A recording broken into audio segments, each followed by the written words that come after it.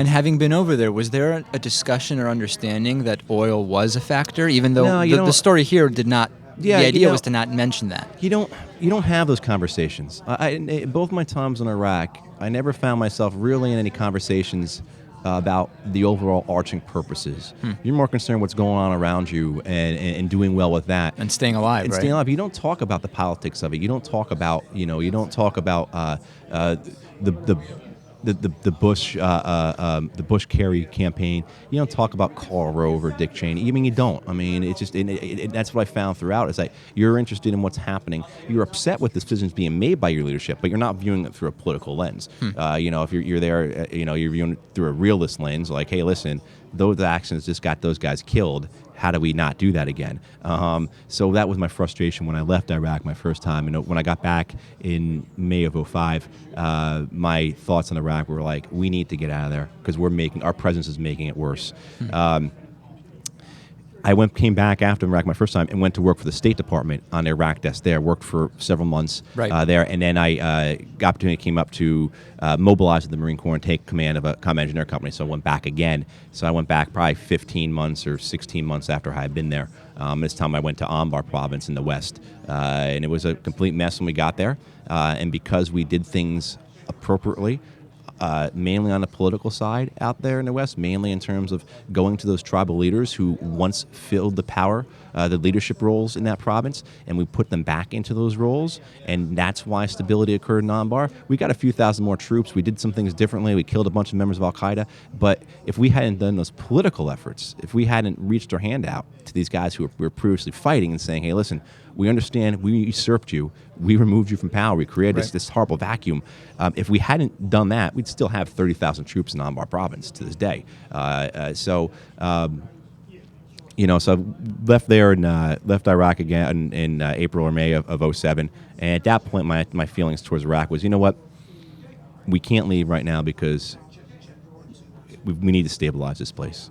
Without us right now, if we don't get them to a point, if we don't lead them to a point where stability is going to occur, where there's going to be a political process, a political order, this fighting is going to go on forever. So that was my feelings on it when I got back 2 years later from the first time I got back.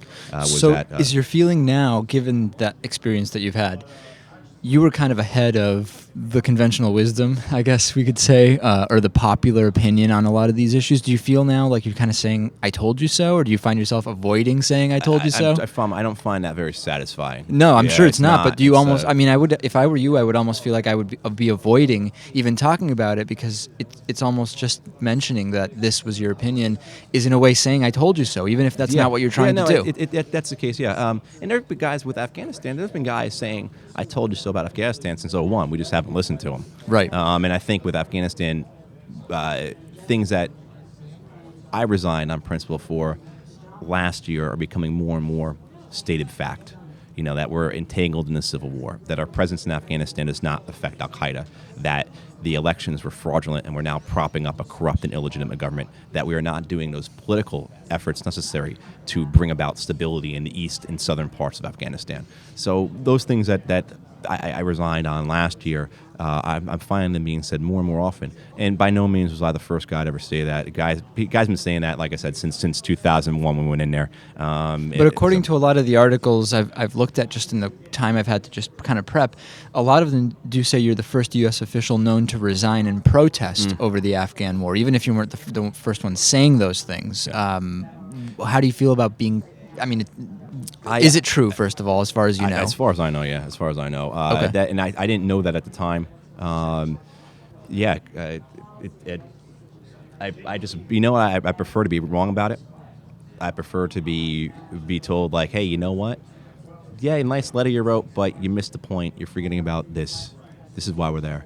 That's never occurred. So this isn't an idealistic thing where you all the time you wanted to be, you wanted the outcome to be that we shouldn't be there. It just, you went there and that's the impression you got, so then you spoke your mind. There were things that talking with friends and colleagues who have been there, and then of course doing my preparation to go there, my studying of modern Afghan history. Yeah, these thoughts were kind of there, like this doesn't make sense, It seems like the Taliban are getting their support because were occupying parts of the country. It seems as if every time we put more troops in the country, whether it's American or British or Canadian, the Taliban gain in strength. I don't know. So let's go and see. Sure. And also, too, my goal was to be a career civil servant. I had not served in Afghanistan. I wanted to do my part. I wanted to contribute.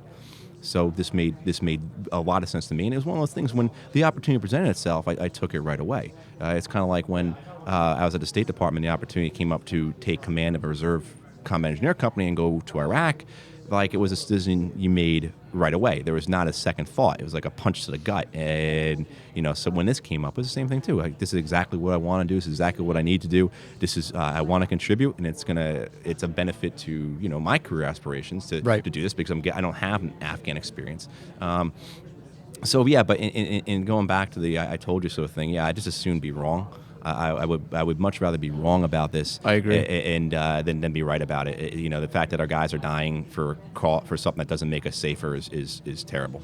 Well, it's an incredible story. I wish we had more time, but I'm so thrilled to be able to talk to you, and it's fascinating. We've been speaking with Matt Ho, who's a former Marine and also Foreign Service. Now, with the Foreign Service, actually, I do have a question about that. Did you want to do that? How did that come about? That came up. I was what's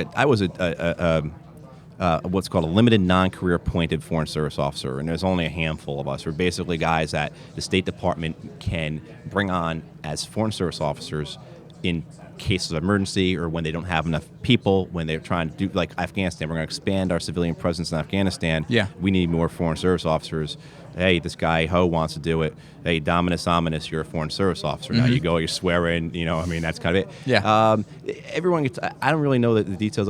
I didn't want to be a Foreign Service officer per se, because I just didn't have an interest in going that route and being stationed overseas for 3 years at a time anymore. Yeah. I wanted to be a career civil servant. But this was an excellent opportunity. It was an excellent job. It ended up being an excellent job in the sense that it was the second best job I ever had in my life. It was it's just a means for me to serve another year of service in the government, which is always helpful for retirement purposes. Sure. Right. But more importantly, it was a means for me to serve, a means for me to contribute, doing a job I liked doing, because it was very similar to a job I did my first year in Iraq. I was good at it. And it was a chance for me to, like I said, contribute and serve, and then as well as advance my career. So. Absolutely. Matt Ho, former Marine and State Department official, coming to you from America's Future Now conference in Washington, D.C. Thanks so much. Hey, thank you. Midweek Politics is brought to you in part by Jackson & Connor, classically modern men's apparel in Northampton, Massachusetts, on the second floor of Thorne's Marketplace. By DIF Design, specializing in custom business websites at difdesign.com. And by shentrition.com, provider of all-natural superfood and adaptogenic herbal blend at shentrition.com. To find out more about underwriting Midweek Politics, visit midweekpolitics.com.